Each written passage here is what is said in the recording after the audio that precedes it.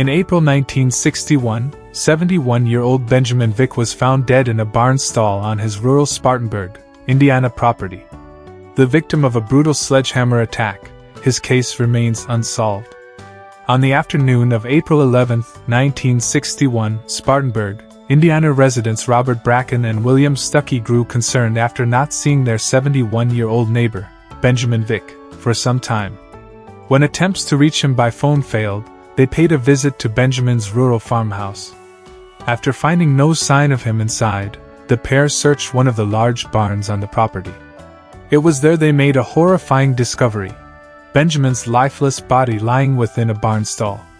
Benjamin was discovered fully clothed, lying face up in the stall.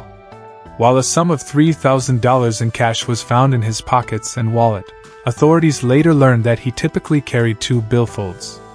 The second one, containing his identification and other official documents, was missing. An autopsy revealed that Benjamin had been struck multiple times on the left side of his head with a heavy, blunt object, causing severe skull fractures and internal bleeding.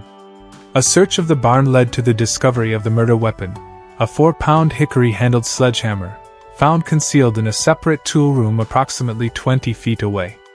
Police noted that the weapon, hidden among other tools, was visibly stained with blood and brain matter. The search of the barn also resulted in the discovery of Benjamin's hat, found in the stall containing his donkey. Based on the hat's location, lack of defensive wounds, and the angle at which the injuries were inflicted, police theorized that Benjamin was attacked from behind.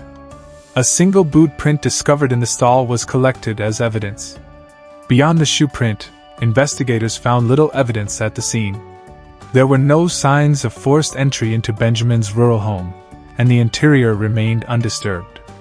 Unfortunately, the significant amount of blood on the sledgehammer also prevented the collection of usable fingerprints from the weapon. Establishing a definitive timeline of Benjamin's last known movements proved challenging for detectives.